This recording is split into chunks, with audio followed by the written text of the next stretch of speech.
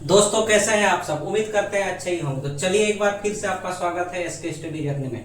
आज हम लोग क्लास 9th की विज्ञान की पुस्तक की एक नया चैप्टर को पढ़ेंगे जिसका नाम है परमाणु एवं अणु।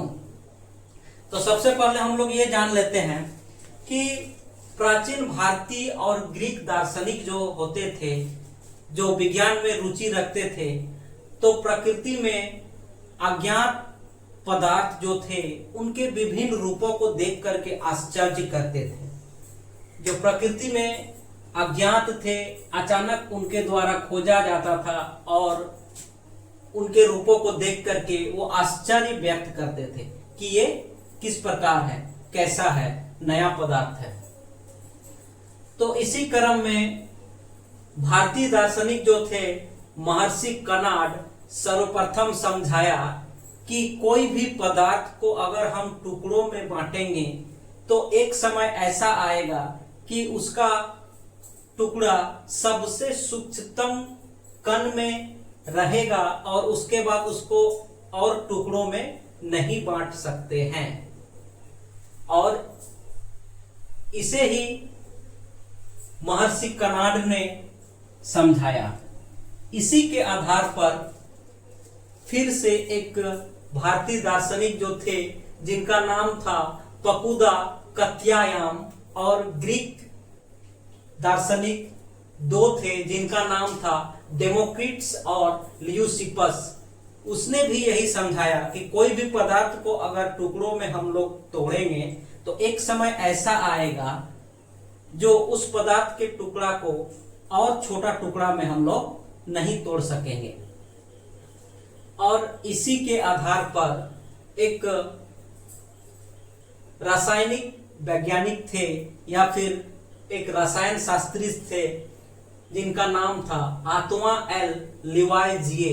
वो दो नियम को प्रतिपादित करता है और ये दो नियम आपके किताब में भी दिया हुआ है। पहला नियम है द्रव्यमान संरक्षण का नियम, और उसने समझाया कि द्रव्यमान ना ही बनता है और ना ही नष्ट होता है। यानी कि कोई भी पदार्थ का, कोई भी द्रव्य का जो द्रव्यमान होगा ना ही उसे हम लोग बना सकते हैं और ना ही उसको नष्ट कर सकते हैं। पहला नियम ये प्रतिपादित किया। और दूसरा नियम बताया स्थिर अनुपात का नियम। उसमें ये लिवाइजिए साहब ने बताया कि कोई भी यौगिक जो है, चाहे वो दो तत्व से मिलके बना हो या दो से अधिक तत्व से मिलके बना हो, लेकिन उनका जो अनुपात रहेगा हर हमेशा एक ही रहेगा, चाहे वो यौगिक कहीं से भी लिया गया हो। जैसे एक उदाहरण में हम लोग समझते हैं कि H2O में हाइड्रोजन और ऑक्सीजन का जो अनुपात रहेगा वो हमेशा 1:8 रहेगा।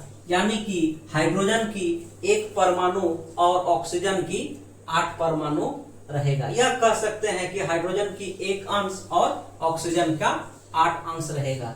चाहे वो जल कहीं से भी लिया गया हो, चाहे कुआं का जल हो या समुद्र का हो या वर्षा का जल हो, अनुपात हमेशा एक ही रहेगा, वो नहीं बदलेगा।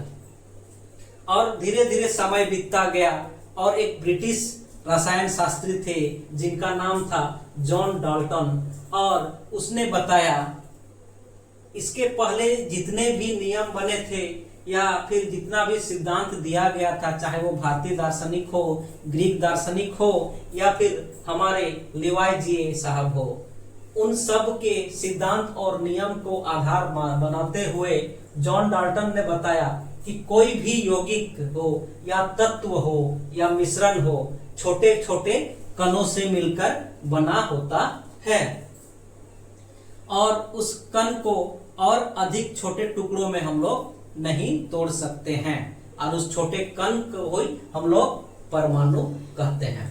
तो इसी के आधार पर हम लोग परमाणु को परिभाषित करते हैं कि परमाणु किसी पदार्थ का एकदम सबसे सूक्ष्मतम कण है जो रासायनिक अभिक्रिया में भाग लेता है और स्वतंत्र अवस्था में नहीं रहता है, और उस सूक्ष्मतम कण में उस पदार्थ के सारे गुण विद्यमान रहते हैं। यानी कि कोई भी पदार्थ का सबसे सूक्ष्मतम कण जिसमें उस पदार्थ का सारे गुण विद्यमान रहे और रासायनिक अभिक्रिया में भाग लें, उस कण को हम लोग परमाणु कहेंगे। साथ ही अगर परमाणु हम लोग जान गए तो परमाणु का कुछ द्रव्यमान भी होगा। तो परमाणु द्रव्यमान को हम लोग कैसे परिभाषित करेंगे, तो यहाँ जैसे लिखा हुआ है कि कोई भी तत्व के एक परमाणु C12 के परमाणु के 12वें भाग यानी कि 1/12 से कितना गुना भारी है, वही उस पदार्थ का, वही उस द्रव्य का, वही उस तत्व का परमाणु द्रव्यमान होता है। जैसे कि यहाँ पे लिखा हुआ है हाइड्रोजन का परमाणु द्रव्यमान 1 होता है, उसी प्रकार कार्बन का परमाणु द्रव्यमान 12 होता है, नाइट्रोजन का परमाणु द्रव्यमान 14 होता है और इसी तरह मैग्नीशियम का परमाणु द्रव्यमान 24 होता है, सोडियम का 23, ऑक्सीजन का 16 आदि आदि। तो यहां तक हम लोग समझ गए। अब आपकी किताब में दिया हुआ है एक वर्ड IUPAC।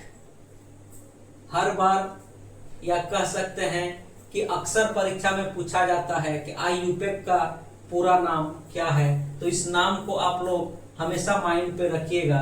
IUPAC का पूरा नाम होता है international union of pure and applied chemistry.